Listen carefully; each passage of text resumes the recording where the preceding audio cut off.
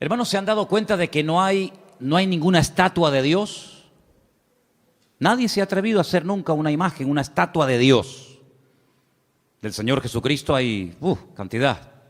Vírgenes, santos, hay infinidad. Pero una estatua de Dios, ¿habéis visto alguna vez?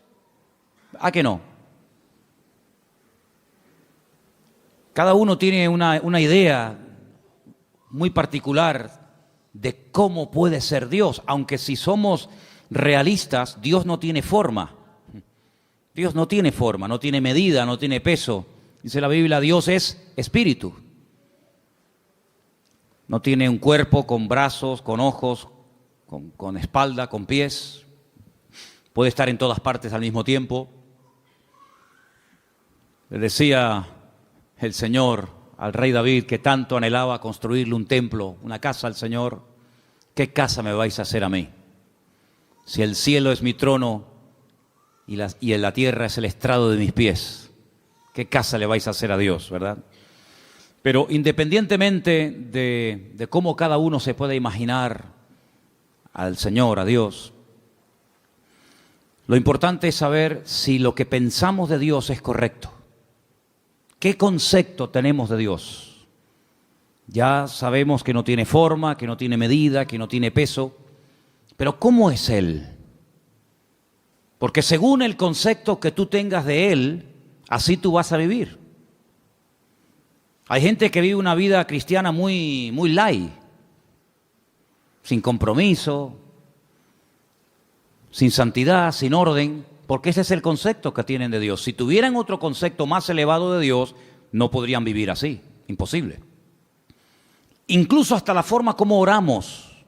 Fíjate cómo ora la gente. A veces escuchar a la gente cómo ora manifiestan el concepto que tienen de Dios, incluso hasta su nivel de madurez. No digo por utilizar más o menos palabras bonitas, por hacer oraciones más largas o más cortas, no, sino la forma como oran, la forma como piden a Dios, la forma como se acercan a Dios. ¿Qué concepto tenemos de Dios? Yo quisiera empezar el mensaje de esta tarde leyendo 2 versículos, después vamos a leer más, pero vamos a comparar 2 versículos, ¿sí? El primero se encuentra en el libro de Deuteronomio, capítulo 1, Deuteronomio capítulo 1, y el otro se encuentra en el Salmo 106, versículo 8. Repito, Deuteronomio 1, 26 y Salmo 106, versículo 8.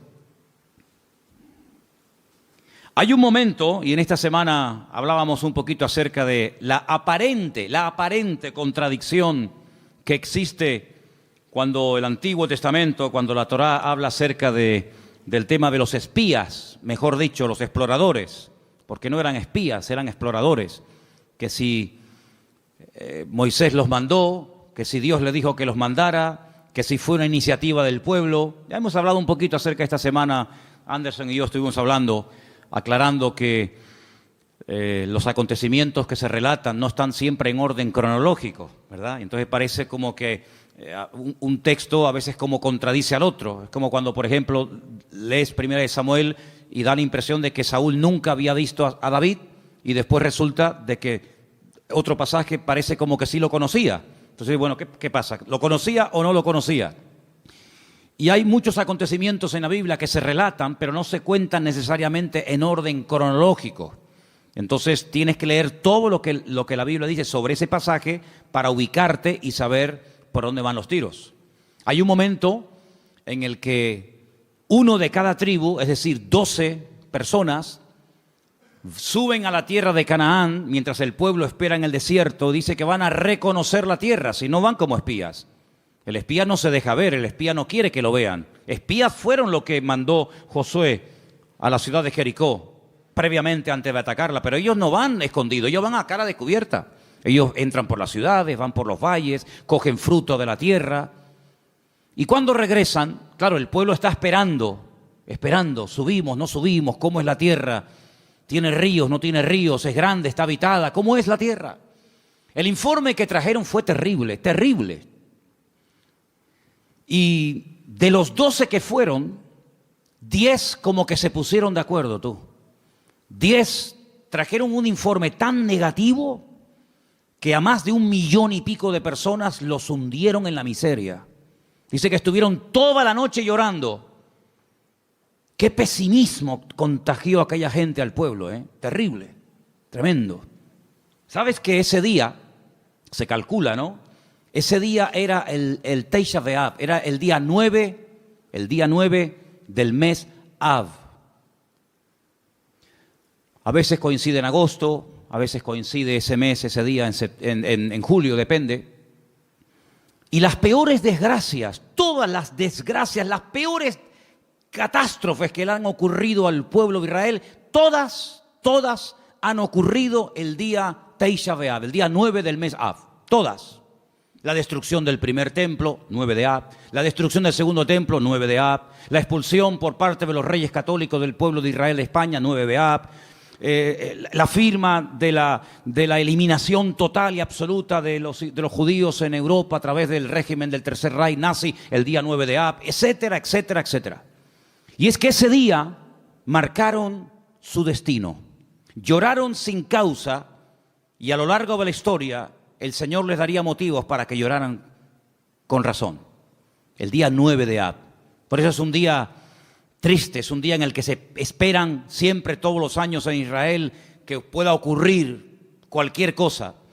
Y fíjense en el capítulo 1 del libro de Deuteronomio, a partir del versículo 26, cuando esta gente regresa, después de haber estado 40 días reconociendo el país, leemos: sin embargo, no quisisteis subir, dice Moisés, no quisisteis subir. Antes fuisteis rebeldes al mandato del Señor vuestro Dios. Fíjate, no dice no quisisteis entrar, no, que lo podía haber dicho. Dice, no quisisteis subir. Había que subir de nivel espiritual para poder tomar posesión de la tierra del Señor. No quisisteis subir, no quisisteis madurar. Os habíais estancado, os habíais quedado acomodados a la vida del desierto. Y ahora hay que subir, amigo. Y no solamente en el sentido físico, sino también en el nivel espiritual, para tomar posesión y para alcanzar ciertas y determinadas alturas espirituales. Uno tiene que subir, uno tiene que crecer. Y si no subes y si no creces, te pierdes la bendición. Y dice la Biblia que no quisieron subir. Pero no solamente no quisieron subir, sino que en el versículo 23 dice, y murmurasteis en vuestras tiendas. No es que se negaron a decir, no queremos subir, aquí nos quedamos, sino que en las tiendas donde ellos vivían en el desierto, tuvieron toda la noche murmurando, hablando mal, quejándose, lamentándose. Y fíjate lo que llegaron a decir, cómo el Señor esas conversaciones, cómo el Señor escuchó e hizo que en su palabra quedara registrado parte de lo que murmuraban en las tiendas de campaña durante la noche. Mira lo que decían. El Señor nos aborrece. ¿Cómo?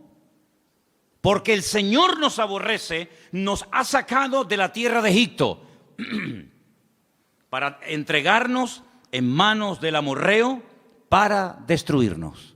Mire, hermanos, si Dios hubiera querido destruir a esta gente, no hacía falta sacarlos de Egipto. No hacía falta sacar a todo el pueblo de la esclavitud en Egipto, llevarlos por el desierto y subirlos a la tierra prometida, a la tierra que fluye leche y miel, para destruirlos. En el mismo Egipto podían haber sido aniquilados. Pero fíjate el concepto que ellos tienen de Dios. Y claro, según el concepto, según lo que ellos piensan de Dios, así hablan. De la abundancia del corazón, dice la Biblia, habla la boca. Como Dios nos aborrece, nos sacó de Egipto. ¿Así? Es decir, que Dios te sacó de Egipto porque te aborrece. ¿Eso es lo que tú crees? Y entonces, como nos aborrece, como nos odia, lo que quiere es ahora meternos en la tierra prometida, la tierra de Canaán, para que los habitantes de ese país, sobre todo los amorreos, nos destruyan y acaben con nosotros y con nuestras familias y con nuestros hijos y con nuestra vida. Y lo decían tan tranquilos y se quedaban tan panchos. Todos sabemos que esa noche, como acabo de decir, sellaron su destino y Dios dijo, ahora sí que no van a entrar, amigo. Ahora sí que no van a entrar. Van a entrar aquellos que dijisteis que no entrarían, que eran vuestros hijos. Es decir, la generación adulta que salió de Egipto no entró en la tierra prometida. Dios levantó una nueva generación sin esos prejuicios, sin esas ideas equivocadas y distorsionadas de Dios, y esos fueron los que entraron, y estos que hablaron mal, y estos que murmuraron, todos cayeron en el desierto, uno detrás de otro, excepto aquellos que hablaron bien, Josué y Caleb. Ellos dos sobrevivieron, con más de 80 años, ambos entraron a la tierra prometida, la vieron, la disfrutaron, la habitaron y la conquistaron, y posteriormente la repartieron, solamente ellos. Fíjate la cantidad de cosas que se puede uno perder y la cantidad de puertas en el mundo espiritual que uno puede cerrar simplemente, digo simplemente entre comillas, por hablar mal. Perdieron la oportunidad de su vida. Pudieron haber entrado hacía 40 años, pero por la forma como hablaron, Dios dijo sí. Muy bien, se acabó. Pero no solamente no van a entrar, sino que ahora encima van a morir en el desierto. Es increíble. Así que ellos creían que Dios los aborrecía. Pero mira lo que dice el Salmo 106. Todo lo contrario. Todo lo contrario. El Salmo 106, dicho sea de paso, es un resumen de lo que ocurrió desde que salen de Egipto hasta que prácticamente entran en Canaán a través de Josué. Es un salmo muy interesante. Si quieres conocer bastante de la historia de Israel en esta época de la historia, lee el Salmo 106. Es muy interesante. Pero voy a leer solamente el versículo 8.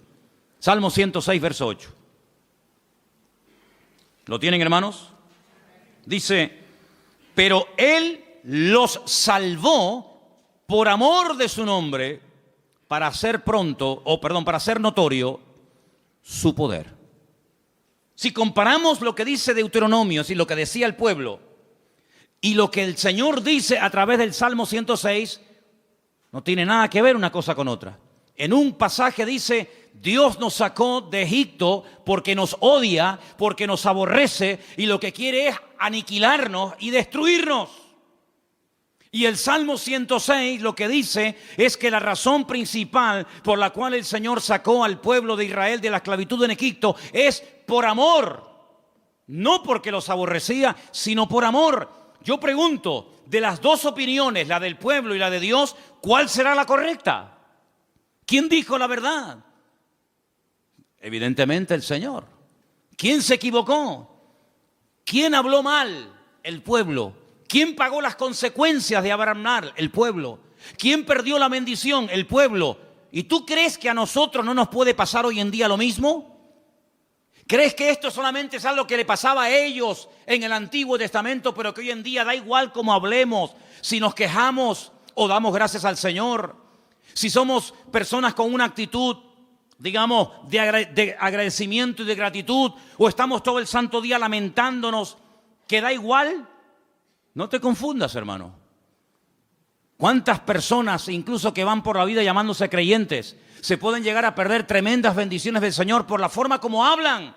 Porque la forma en como hablan manifiesta el concepto distorsionado o equivocado que pueden llegar a tener de Dios. Si tú crees que Dios no te ama, si tú crees que Dios es injusto contigo, si tú en lo profundo de tu corazón crees que el Señor no es tan bueno como dicen algunos, si tú en lo más profundo de tu corazón crees que Dios contigo no ha sido todo lo bueno que tú esperabas, tú vas a vivir así. Y cuando ores, cuando hables con alguien, cuando des testimonio y cuando vengas a la iglesia y cuando salgas de la iglesia, tú vas a vivir según el concepto distorsionado y envenenado que tienes de Dios. Pero el creyente que tiene claro que Dios nos ama, que Dios no es injusto, que Dios quiere lo mejor para mi vida, no se va a quejar, no se va a lamentar, tenga o no tenga. Se le abran las puertas que él creía que se le tenían que abrir o no se le abran nunca. Da igual. El que tiene claro cómo Dios es y cómo Dios, siendo un Dios de amor y de misericordia, pastorea y bendice y protege nuestra vida, va a vivir desde un punto de vista, pero completamente diferente a aquel que cree que Dios es injusto y que Dios es malo. ¿Cuántos dicen amén? ¿Qué concepto tú tienes de Dios? Hay gente que piensan que Dios es un Dios que continuamente está esperando que cometas la más mínima equivocación para darte el palo en la cabeza y castigarte. Incluso tal vez hoy en día no se use mucho esa expresión, pero yo recuerdo cuando era niño y me portaba mal, que era la mayoría de las veces, cuando me daba un golpe o me caía o me hacía una herida o algo, muchas veces mi madre y mi abuela y otros familiares me decían, eso te pasó porque Dios te castigó. Pero nunca decían que cuando salía algo bien es porque Dios te ama y te quiere bendecir. Eso no. Pero cuando te pasaba algo malo, Dios te castigó. Y si no, pórtate bien y ya verás cómo no te hubiera pasado. Porque es el concepto que mucha gente tiene de Dios. Que Dios está con el garrote en la mano esperando que cometas la más mínima equivocación para castigarte. Porque tienen el concepto de un Dios castigador. De un Dios vengativo. De un Dios que no pasa ni una. De un Dios que aquí te pillo y aquí te mato. Y así viven. Asustados, amedrentados, tratando siempre de buscarse la vida, tratando siempre, ¿verdad?, de abrirse camino a ellos mismos, porque creen que ellos se pueden pastorear a sí mismos mejor que lo que Dios nos puede pastorear a nosotros. ¿Qué te parece, amigo? ¿Qué concepto tú tienes de Dios? ¿Sabes? Comencé a buscar en la Biblia algunas personas que hablaron y describieron a Dios. Y me quedé muy sorprendido, porque hay pasajes extraordinarios en la Biblia donde vemos el concepto que algunas personas tenían acerca de Dios. Y vamos ahora a hacer un viaje por el libro del profeta Daniel, libro que está lleno de declaraciones de personas, vamos a decir, no muy creyentes que digamos, pero que cuando les tocó hablar y describir la figura de Dios, nos quedamos con la boca abierta del concepto que ellos tenían de Dios. Vamos, por ejemplo, a Daniel, capítulo 2, a partir del verso 46.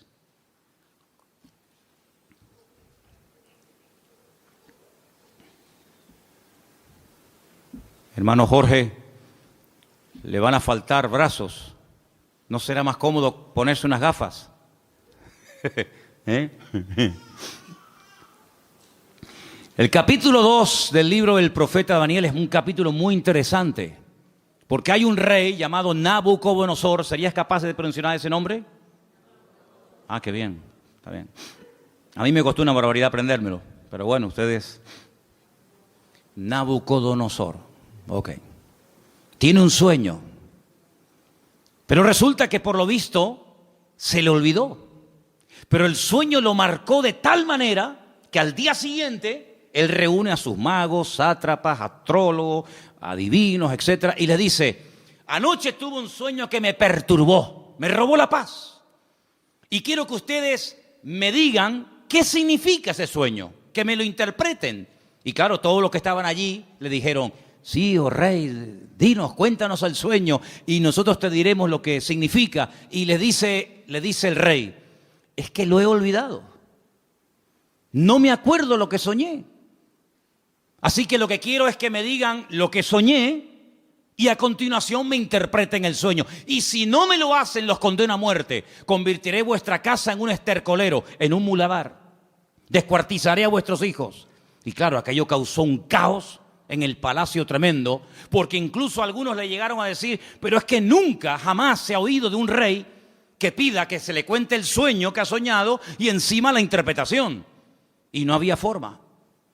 Sin embargo, la Biblia dice que Daniel, junto con sus amigos, oraron y le pidieron al Señor que les mostrara qué sueño había tenido este hombre y qué significaba.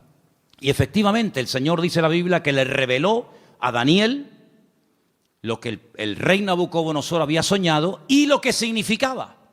Y cuando llega Daniel a la presencia del rey Nabucodonosor, pues le dice, mira, lo que tú has dicho, ningún hombre te lo puede interpretar, nadie en esta vida, ni mago, ni astrólogo, ni sátrapa, ni adivino, jamás te lo podrá decir. Pero dice, pero hay un Dios en los cielos que revela los misterios a los hombres. Y en este caso Dios me ha escogido a mí para decirte que tú lo que soñaste es que vistes una estatua enorme de 4 materiales diferentes. Viste que la estatua tenía, o la imagen tenía una cabeza de oro ese eres tú, ese es tu imperio Babilonia. Pero luego después de ti se levantará otro imperio, y dice que vio el pecho y los brazos de plata, y le dice serán el imperio de los medos persas que se unirán y formarán un segundo imperio. Pero caerá ese imperio con el paso del tiempo y se levantará un tercer imperio que será el de Alejandro Magno, los griegos, ¿verdad? Y por eso ve que el vientre y los muslos son de bronce, pero se levantará un cuarto imperio que hace referencia proféticamente al imperio romano y también en cierto sentido también un poco al reino del anticristo, representado por el hierro y por el barro, y le muestra que tiene 2 piernas y 10 dedos. Y claro, Nabucodonosor, cuando oye aquello, se queda sorprendido, porque dice, bueno, ¿y cómo este hombre puede saber lo que yo soñé? Esto es algo increíble, aunque no le dieran la interpretación. El simple hecho de que este hombre haya recibido el sueño que yo tuve, ya me deja con la boca abierta. Pero si encima me dice lo que esto significa, entonces ya esto es el máximo. Y efectivamente, el profeta Daniel se lo interpretó y le dijo, en fin, lo que iba a pasar a lo largo de la historia, los imperios, los que iban a caer, los que no iban a caer, quién iba a ser el primero, el segundo, el tercero, el cuarto, etcétera, etcétera. Y cuando termina de contarle el sueño con su correspondiente interpretación, en el capítulo 2, verso 46 del profeta Daniel, ahora habla el rey y dice, escucha, atento. Entonces el rey Nabucodonosor se postró sobre su rostro y se humilló ante Daniel. Esto es increíble. Y mandó que le ofreciesen presentes e incienso a Daniel.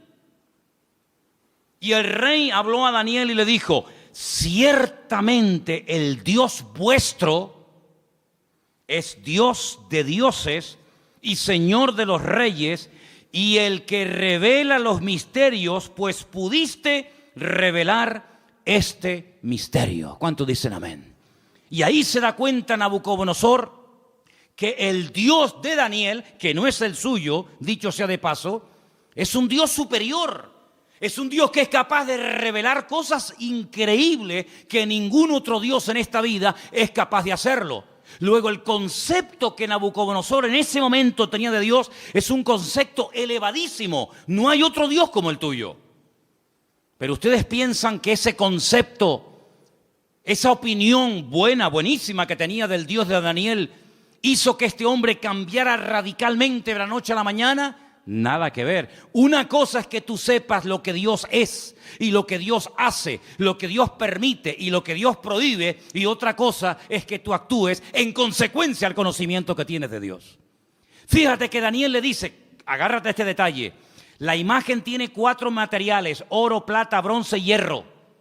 ¿Qué es lo que ocurre? ¿Qué es lo que hace Nabucodonosor con esa interpretación? Dice, bueno, pues si los 4 materiales representan 4 imperios, yo lo que voy a hacer es ir en contra de lo que Dios ha revelado a través de este hombre, y voy a mandar a construir una imagen, una estatua enorme, curiosamente de 66 codos de alto y 6 codos de ancho, y la voy a mandar a hacer toda de oro, desde la cabeza hasta la planta de los pies, como diciendo, eso de que después de mí va a haber un imperio y después otro y después otro, de eso nada.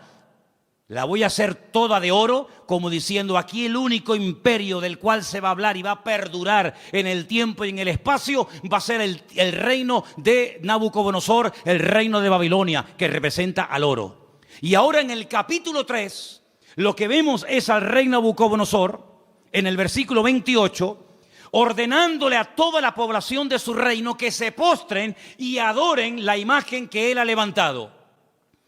Y ahí encontramos un pasaje increíble, extraordinario, donde vemos que hubieron 3 personas que no quisieron postrarse ante su imagen.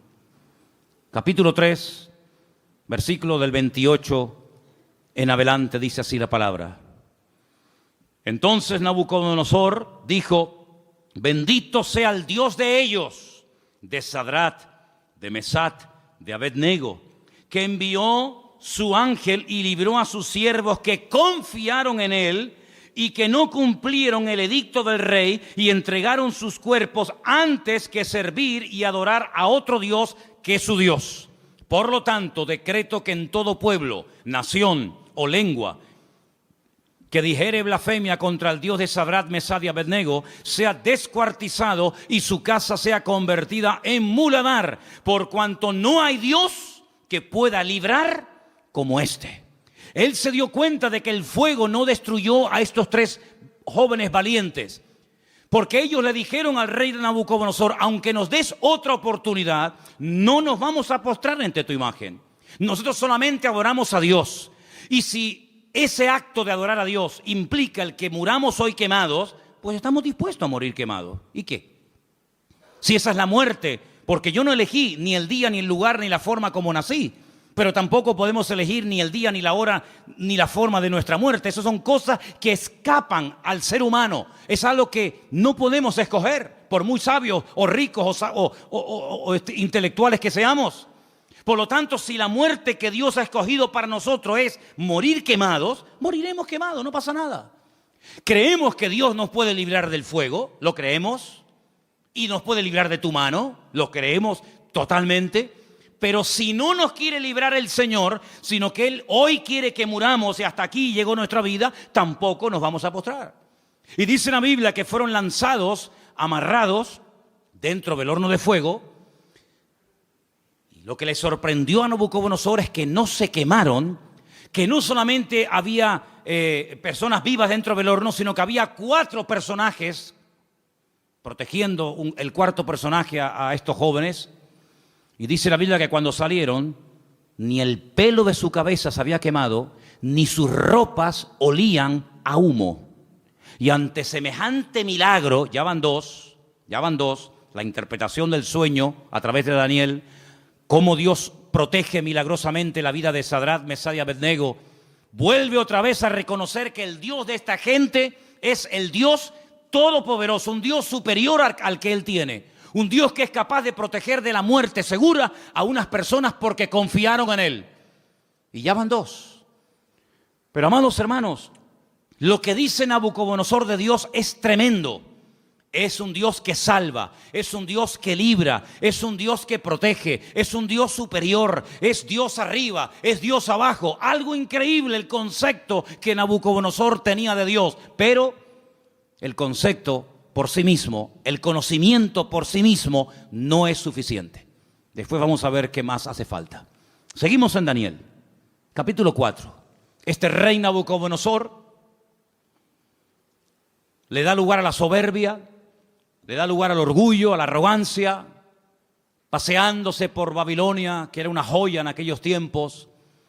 Comienza a presumir de su ciudad, de sus jardines, de sus conquistas, de sus palacios. Y la Biblia nos enseña que este hombre entra en un periodo de locura totalmente. Pierde el sentido. Y la palabra de Dios dice que lo arrojan al monte. Vamos a leer en el versículo 33. En aquella hora se cumplió la palabra sobre Nabucodonosor. Fue echado de entre los hombres y comía hierba como los bueyes.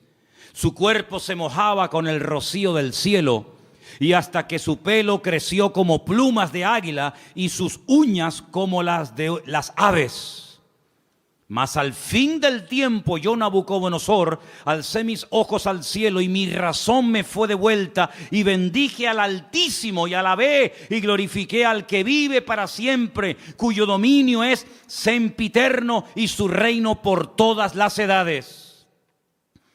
Todos los habitantes de la tierra son considerados como nada, y Él hace según su voluntad en el ejército del cielo y en los habitantes de la tierra, y no hay quien detenga su mano y que alguien le diga: ¿qué haces?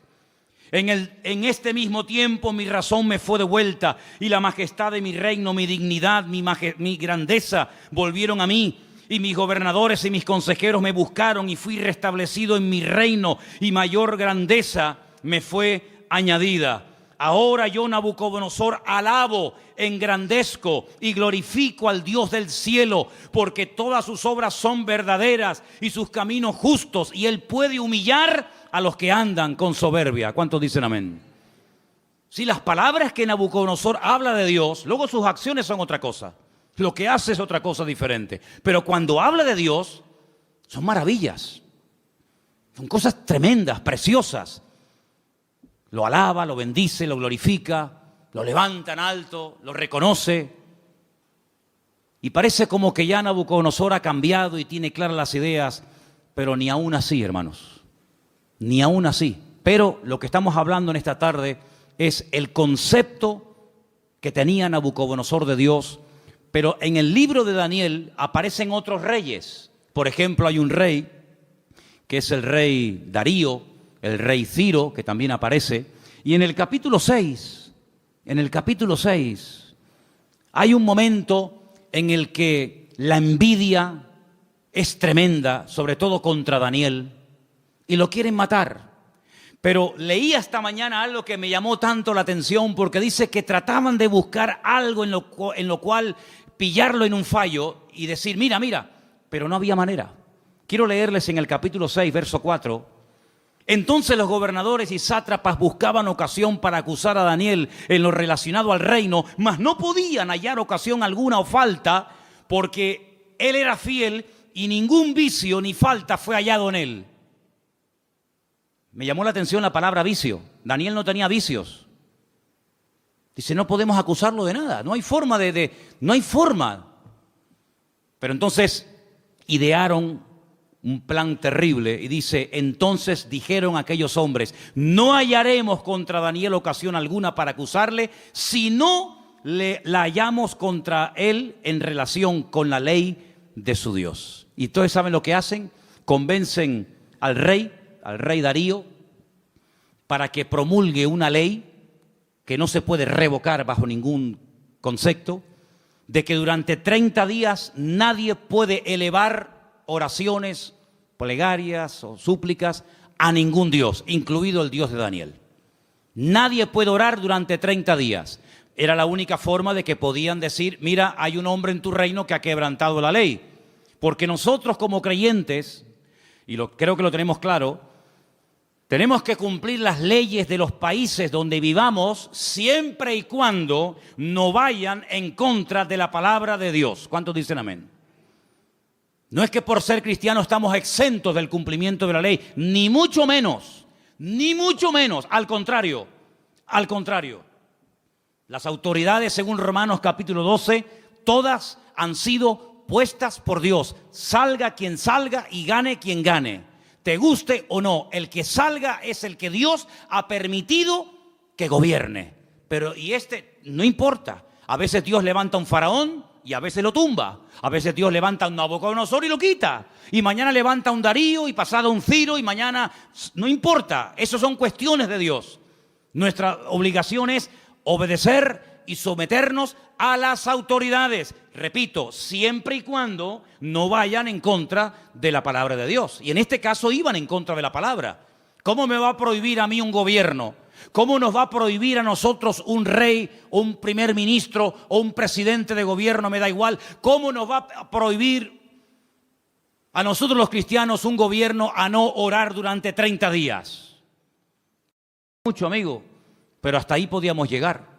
¿Qué hizo Daniel? Versículo 10. Cuando Daniel supo que el edicto había sido firmado, entró en su casa y abiertas las ventanas de su cámara que daban hacia Jerusalén, se arrodillaba 3 veces al día y oraba y daba gracias delante de su Dios como lo solía hacer antes. No es que ahora empiece a hacerlo a raíz del edicto promulgado por el rey Darío, no, es que ya lo venía haciendo como algo normal en su vida. Se postraba y oraba en dirección a Jerusalén 3 veces al día. Shaharit, Minjá y Arbit, las 3 oraciones que hace el pueblo de Israel diariamente, por la mañana, por la tarde y por la noche. Por la mañana, por la tarde y por la noche. Y aquí está Daniel haciendo lo que durante miles de años el pueblo de Israel ha hecho, postrarse y orar 3 veces al día. Y ahí lo pillaron. Van con el chisme, van con el cuento al rey Darío y le dicen, no te ha obedecido. Hay un hombre en tu reino llamado Daniel que ha quebrantado la orden y merece la muerte. Claro, cuando el rey se entera de que es nada más y nada menos que Daniel, al que él respetaba, admiraba y amaba, le pesa en el corazón, pero amigo, lo firmado es ley y no te queda más remedio que sentenciarlo a muerte. En esta ocasión no vas a morir quemado, Como ya se intentó matar a tus compañeros, en esta ocasión te espera el foso de los leones. Y yo creo, hermano, que aquellos leones pasaban más hambre que el perro de un hippie, ¿eh? Yo creo que aquellos leones tenían un hambre, si quieren, totalmente imposible salir con vida de aquel foso de los leones. ¿Qué te parece? Qué bonito es ver a un león detrás de la jaula, ¿eh? Detrás de las rejas. Me acuerdo que una vez hicimos un viaje, hago un paréntesis, estábamos viviendo en Argentina y tuvimos la oportunidad de ir al norte, bien al norte de Argentina, a la provincia de Misiones. Y allí había un matrimonio que nos hospedó, un matrimonio de alemanes.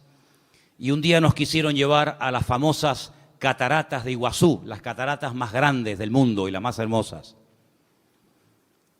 Y por el camino paramos y entramos en un zoológico que la verdad que era deprimente, el zoológico aquel. Pero bueno, entramos. Y había una valla, una tela metálica tan fina que yo decía, pero esto es un peligro. ¿Cómo pueden tener a un león con una vallita que era de papel, aquello?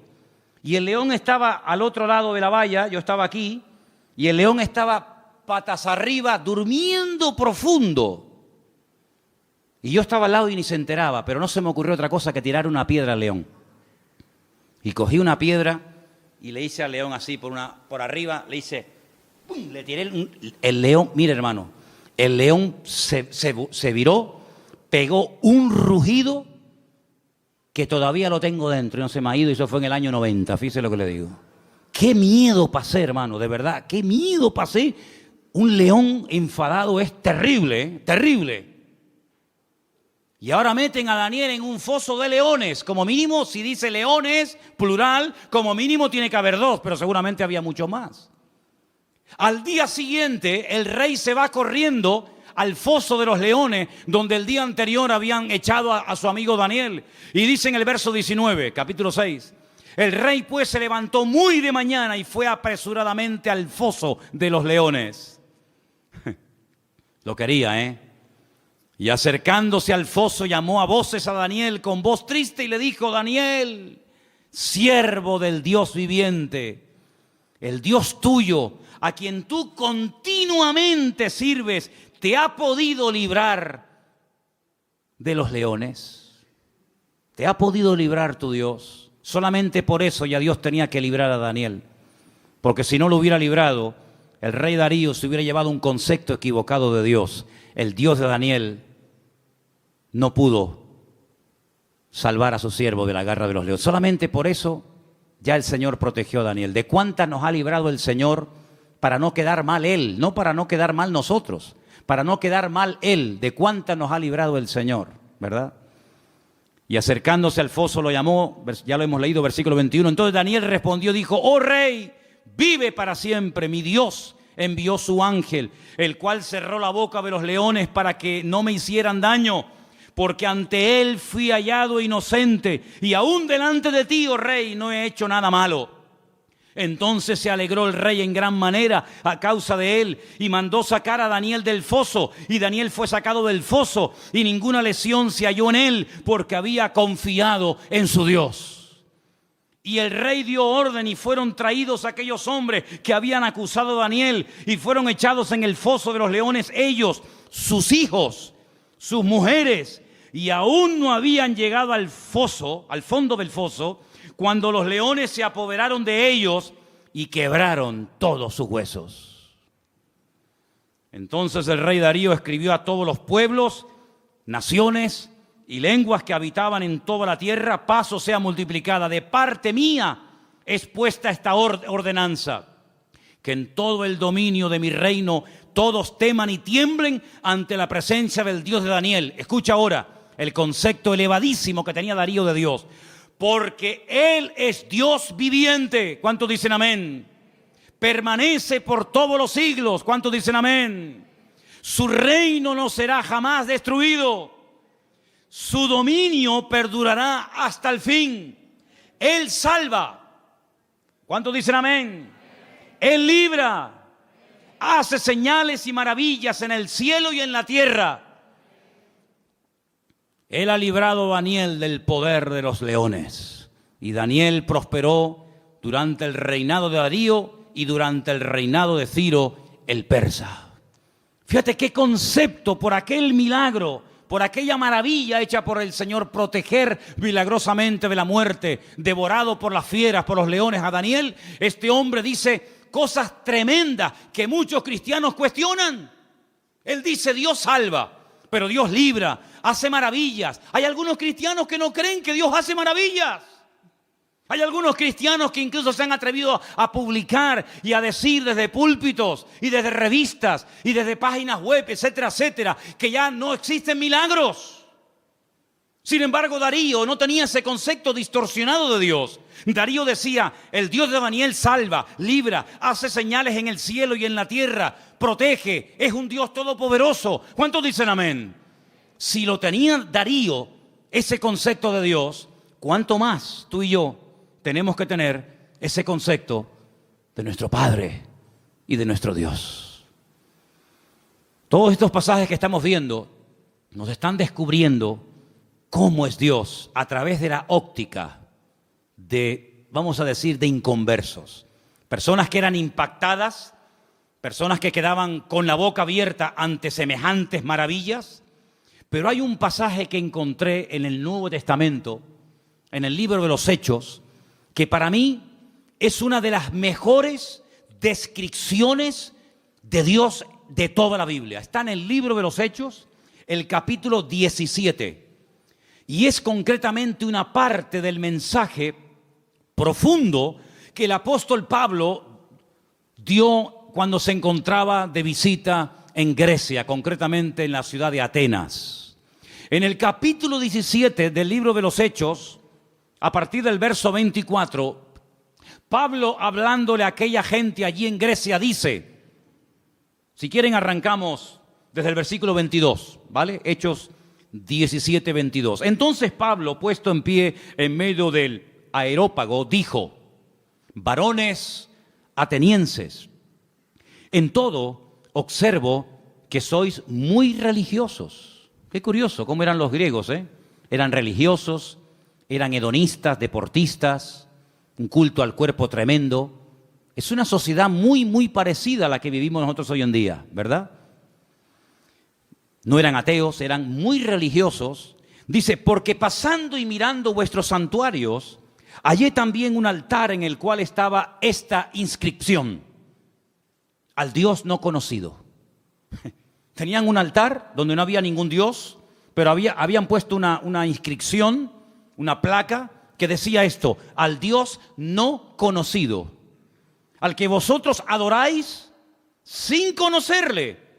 Y ese es el Dios que yo vengo a anunciar. Y Pablo dice, verso 24, escucha ahora: el Dios que hizo el mundo y todas las cosas que en él hay. ¿Puedes decir amén a esto?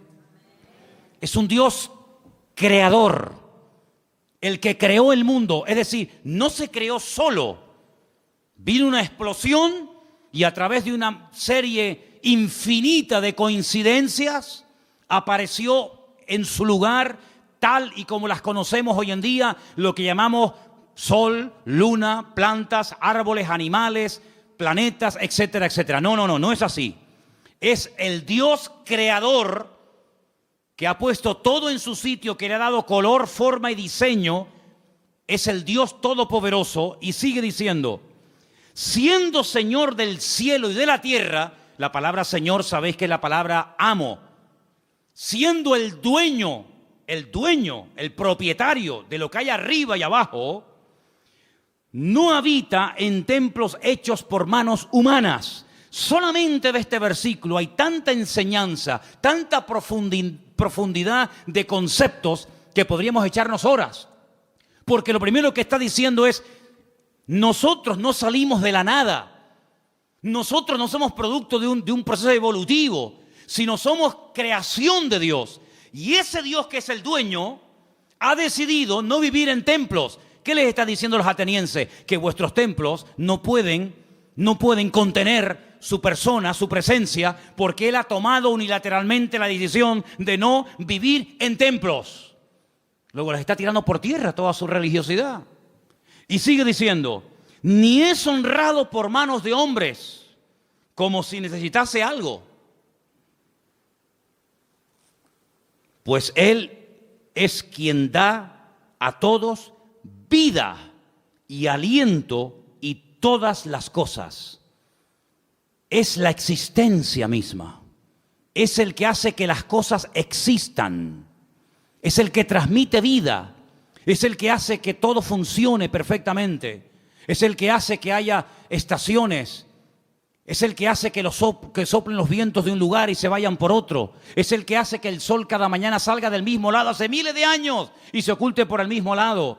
Es el que hace que la tierra gire siempre en la misma dirección y a la misma velocidad. No es un Dios que hoy en día dice, no, que no se mueva, ahora que se mueva. Es un Dios que tiene un control absoluto de la creación. No ha perdido el control. No se le ha vuelto en contra la creación. Él da vida. Y si Él no diera la vida, nada funcionaría.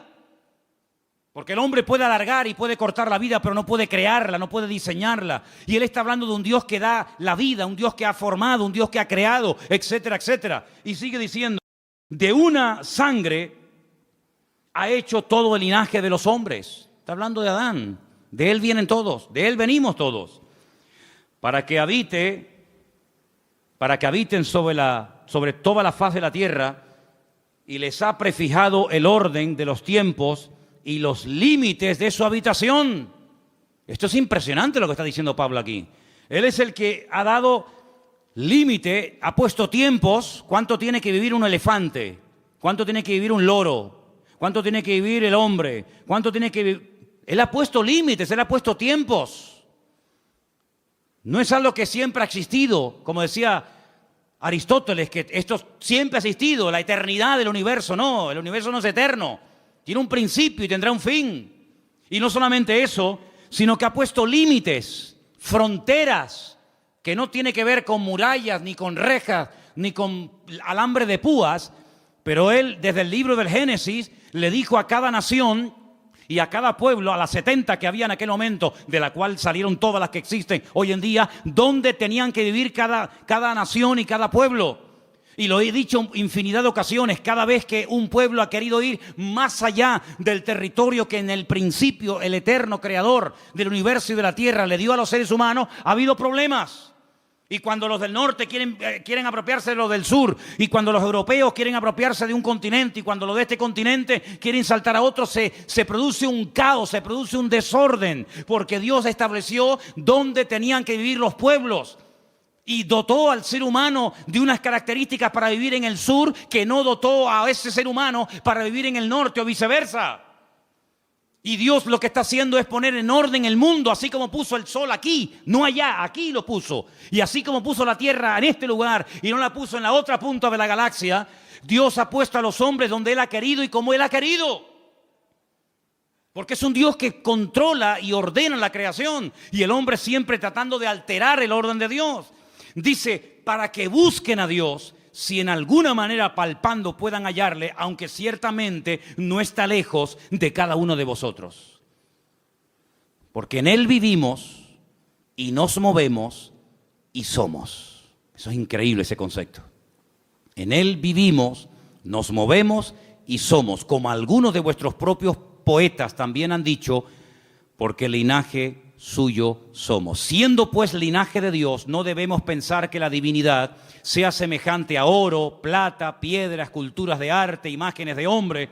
Pero Dios, escucha, Dios, habiendo pasado por alto los tiempos de esta ignorancia, ahora manda a todos los hombres en todo lugar que se arrepientan. A todos, absolutamente a todos. Por cuanto ha establecido un día,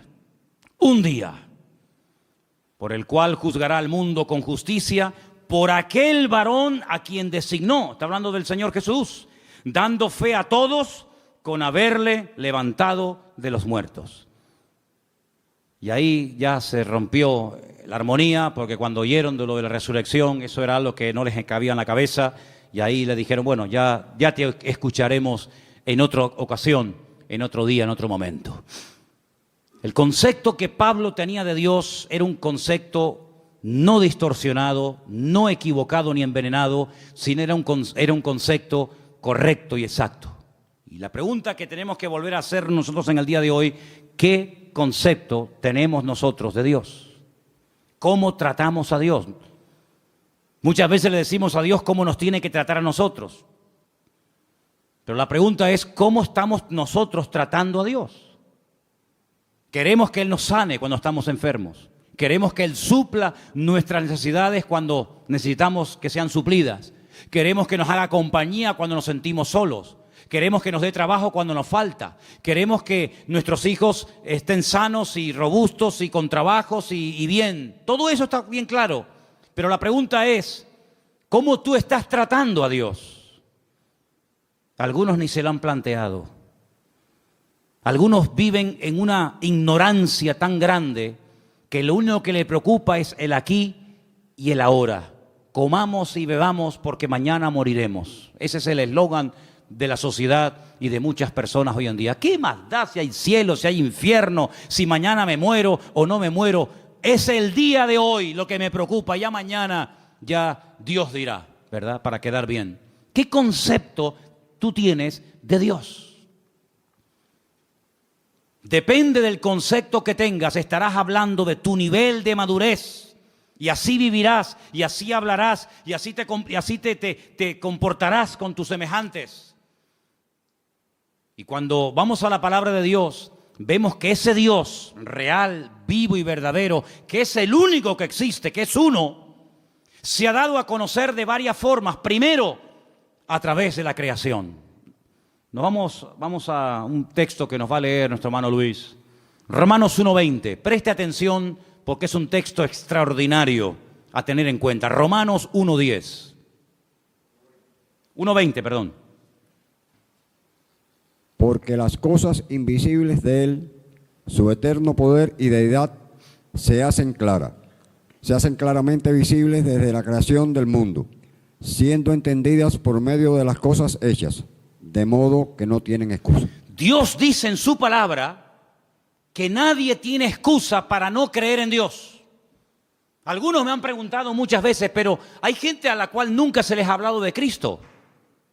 ¿Y eso qué significa? ¿Que no van a creer en Dios porque nadie les ha testificado, porque nadie los ha invitado a un culto, porque nadie les ha dado una Biblia, un Nuevo Testamento?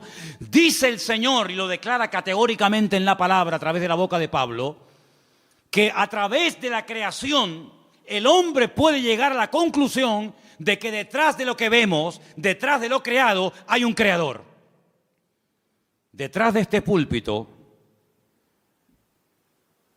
tuvo que haber alguien que lo hiciera. Este púlpito no se hizo solo. Imposible, imposible. Detrás de un coche tiene que haber un fabricante.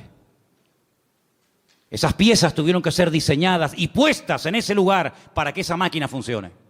El reloj que llevamos, el reloj que llevamos todos en la pulsera, en la muñeca. Ese reloj me habla de que tuvo que haber alguien que lo diseñara, alguien que lo creara, alguien que lo pusiera ahí. Cada pieza, cada tornillo. Sí, detrás de lo creado hay un creador. Y detrás de cada cosa creada hay un diseñador que le dio forma. Y Dios le ha dado forma a la humanidad. Dios le ha dado forma al mar. Dios le ha dado forma a las montañas. Dios le ha dado forma al universo. ¿Quién hizo eso? ¿Quién creó el mundo? ¿Quién creó el agua del mar con la justa medida para que no se pudran los seres vivos que viven ahí adentro? Si tuviera más nivel de sal, la vida sería imposible, como el mar muerto. Hay un mar que se llama el mar muerto. Bueno, en hebreo se llama el Yam HaMelach, el mar de la sal, en español, el mar muerto. ¿Por qué es muerto? Porque tiene demasiado nivel de sal. ¿Te imaginas que los mares que nos rodean, las playas a las que vamos a bañarnos, tuvieran el mismo nivel de sal que el mar muerto en Israel? No habría peces. Sería imposible la vida. No se podría navegar en esos mares. No habría peces, no habría fauna marina. Pero Dios, cuando hizo el mar, le dio la cantidad exacta de sal, ni más ni menos, para que todo funcione de una forma perfecta y matemática durante miles y miles de años. Así de claro, hermano. Si el sol estuviera un poco más cerca, sería imposible la vida en el planeta Tierra. Moriríamos todos achicharrados, quemados. Si el sol estuviera más lejos, la vida en la Tierra sería imposible. Se congelaría la Tierra. Pero Dios lo puso justamente donde tiene que estar y como tiene que estar, para que ni caliente demasiado ni enfríe demasiado. Ahí está, donde tiene que estar. Dios todo lo ha diseñado de una forma increíble, pero algunas mentes sabias dicen que no, que detrás de todo eso no está Dios, que detrás de todo eso hay un proceso evolutivo, hay un Big Bang, hay unas explosiones, hay un cúmulo de coincidencias, millones de coincidencias para que todo forme lo que llamamos mundo, universo, tierra. Increíble. Ahí se cumple el texto que dice: y queriendo ser sabios, se hicieron necios. Queriendo ser sabios, se hicieron necios. El Señor se dio a conocer primeramente a través de la creación. Hay personas que se han convertido observando las estrellas, porque todas las estrellas del universo, su nombre está en hebreo. Y traduciendo el nombre de muchas de las estrellas, puedes conocer prácticamente toda la Biblia, Antiguo y Nuevo Testamento. Primera y segunda venida de Cristo. Ya sé que no es un método que hoy en día utiliza el Señor, pero hubo durante muchas generaciones y siglos, un sistema que le permitía al hombre leer, descifrar el mensaje de Dios en las estrellas. De ahí que el diablo después se levantara y creara o inventara la famosa astrología, tratando de manipular el universo, ¿verdad? Y tratando de decirle al hombre que esta estrella o aquella o la otra ejercía una influencia mejor o mayor o positiva o negativa sobre el carácter, la personalidad de la gente, y de ahí viene todo el sistema de horóscopos y toda esa historia. Pero hubo un momento en la historia en el que los hombres sabían interpretar y leer las estrellas. Y los magos de Oriente vinieron a Belén guiados por una estrella, no por una, sino por su estrella. Y se dieron cuenta de que las estrellas se habían alineado, y cuando interpretaron y vieron Betulá y vieron Ari y vieron todas las estrellas, ellos dijeron: ha nacido el Mesías, porque ellos supieron leer el mensaje, cosa que hoy en día pues ni se puede ver ni se puede interpretar. Y hay otro momento en el que Dios utilizó otro sistema, y dice la Biblia en Hebreos, que también lo vamos a leer ahora, que Dios habló muchas veces, muchas formas y maneras distintas, pero ahora ya ha hablado ya de la última forma que iba a hablar. Y quiero que escuchen este versículo. Es el último que vamos a leer. En Hebreos capítulo 1, a partir del versículo 1 en adelante, dice así: Dios, habiendo hablado muchas veces y de muchas maneras en otro tiempo a los padres por los profetas, en esos postreros días nos ha hablado por el Hijo, a quien constituyó heredero de todo, y por quien asimismo hizo el universo, el cual, siendo el resplandor de su gloria y la imagen misma de su sustancia, y quien sustenta todas las cosas con la palabra de su poder, habiendo efectuado la purificación de nuestros pecados por medio de sí mismo, se sentó a la diestra de la majestad en las alturas, hecho tanto superior a los ángeles, cuando heredó más excelente nombre que ellos. Si Dios habló muchas veces y de muchas formas diferentes, dice en el pasado, dice, pero en los últimos tiempos Dios decidió hablar ya contundente y claramente, y lo hizo a través del Señor Jesús, a través de su amado Hijo. Eso es lo que dice la palabra. Así que si no te sirve la creación, Dios se reveló en su palabra. Si no te gusta leer la Biblia o no la conoces, Dios te habló a través de Jesús. Pero no hay excusa, no hay ninguna excusa. Dios no va a decir: ¿y qué hacemos con este al cual nadie le predicó? Todo el mundo tendrá su oportunidad de una manera u otra. Eso no nos exime de la responsabilidad de predicar el Evangelio, evidentemente. Pero les puedo asegurar, amados hermanos, que el Señor no ha dejado su persona sin testimonio. Él ha dado testimonio de su existencia. Él ha dado testimonio de su poder. Él ha dado testimonio de que esto no es producto de la casualidad, sino es producto de la mano poderosa de Dios. ¿Cuántos dicen amén? Y para más INRI, si quieres creer en Dios, mírate a ti mismo. Mírate tú, porque viéndote a ti, no me queda más remedio que creer en Dios. Alguien le dijo una vez a una persona: demuéstrame que Dios existe. Dice: mírate a ti mismo. Viéndote a ti, tengo que reconocer que Dios tiene que existir.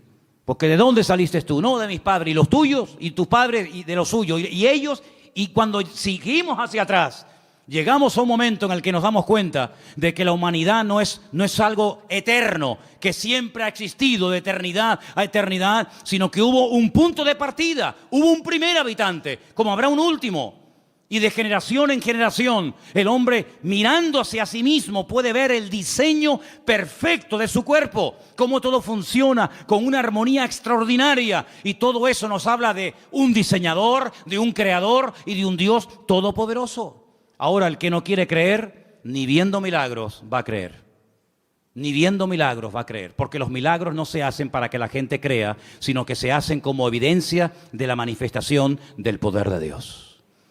Y quiero solamente recordarles que la lectura que se leyó esta tarde estaba basada en el libro de Esdras, ¿verdad?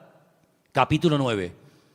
Cuando ellos vuelven del cautiverio en Babilonia, gracias al Señor, después de 70 años, llegan a Babilonia, llegan a Jerusalén, con la intención de hoy empezar de cero, reconstruir la ciudad, inaugurar otra vez el templo, y bueno, hacer las cosas ahora bien.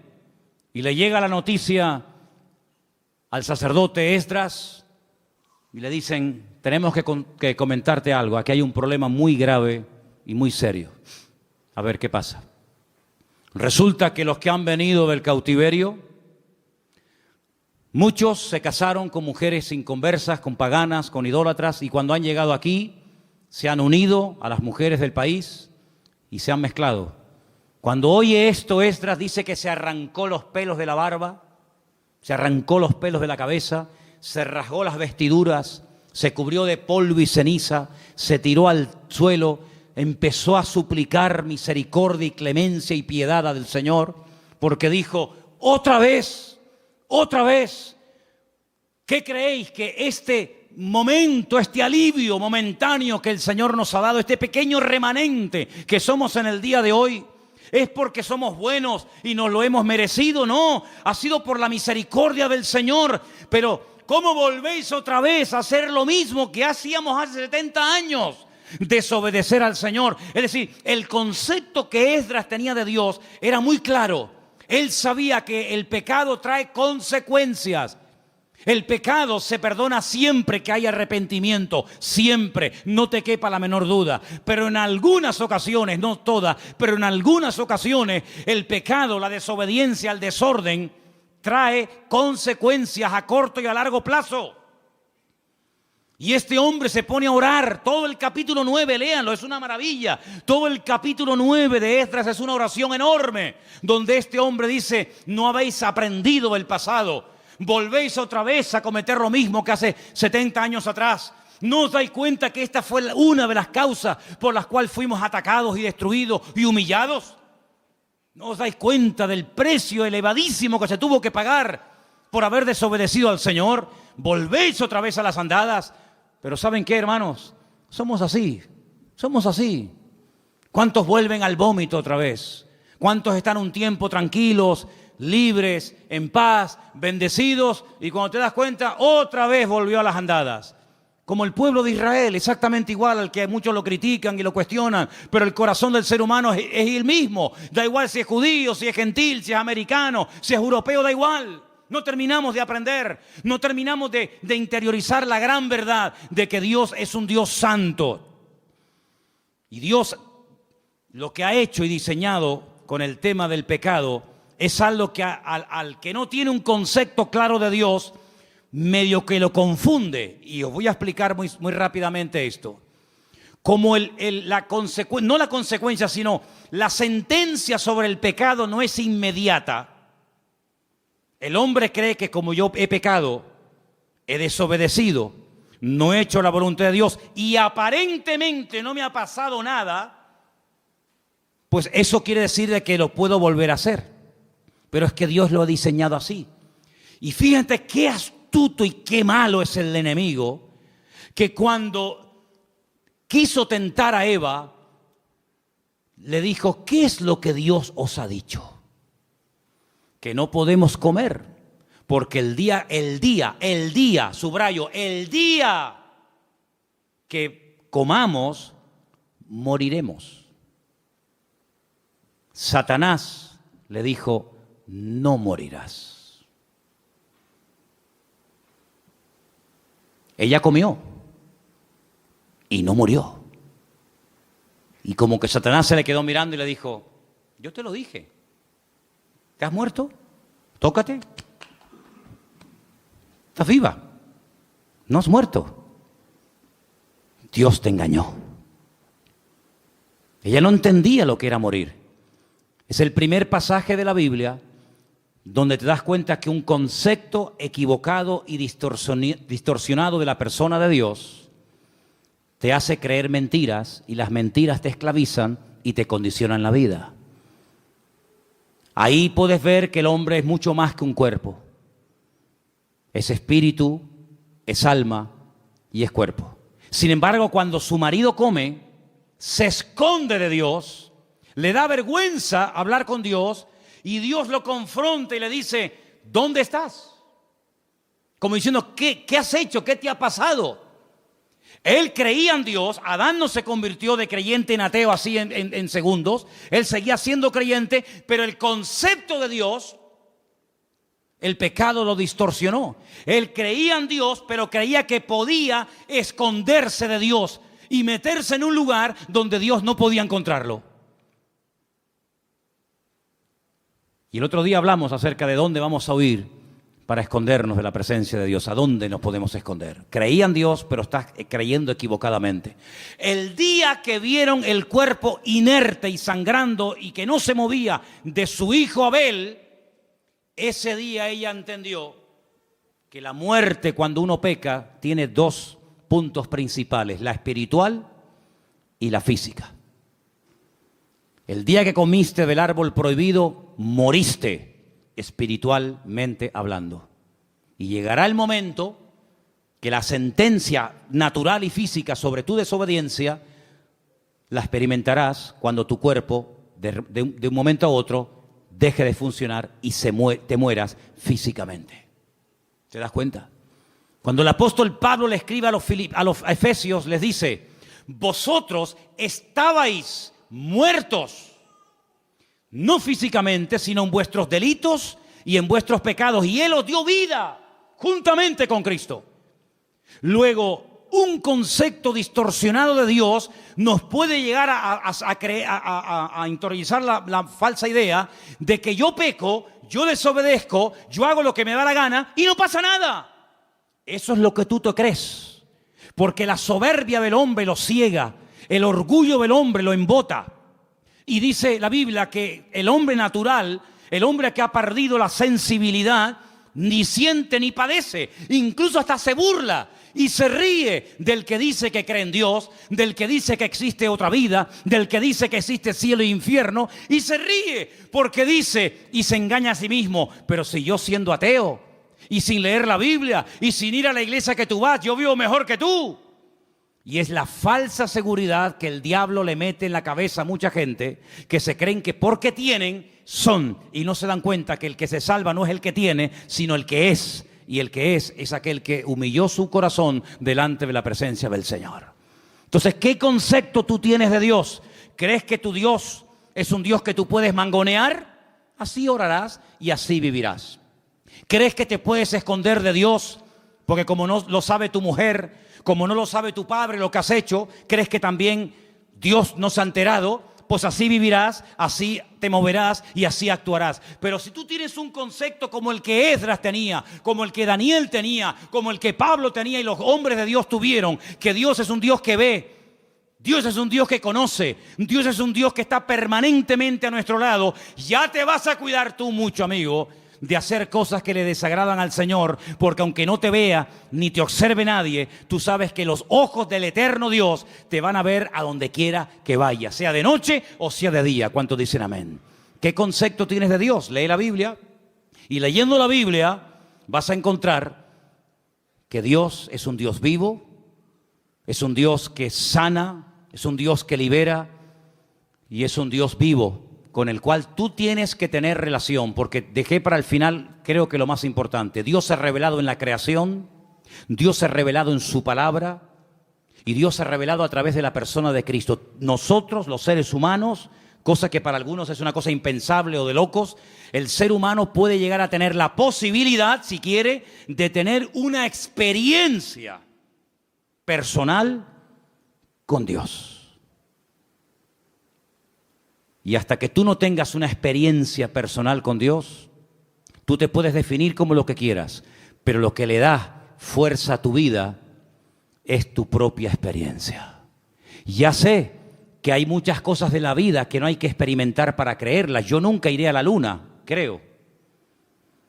Pero yo creo en la luna, aunque no he tenido la experiencia de estar en ella y pisarla y tocarla. Pero con nuestro Dios, los que hemos tenido un encuentro y una experiencia con Él a través de su amado Hijo Jesús, nuestra fe es una fe a prueba de bombas, es una fe inconmovible, porque la experiencia nos da la credibilidad de saber que nuestro Dios existe y Él es todopoderoso. ¿Cuántos dicen amén? Cierra tus ojos ahí donde estás y pregúntate, ¿qué concepto tengo yo de ti, Señor? ¿Qué idea tengo yo de ti, Señor? ¿Te conozco realmente? ¿Conozco yo realmente al Señor? ¿Cómo hablo con Él? ¿Cómo vivo? ¿Cómo oro? ¿Cómo me comporto cuando me ven y cuando no me ve nadie? Y ahí donde estás, ora y habla con Él. Dile, Señor, en esta noche vengo delante de tu presencia, Dios mío.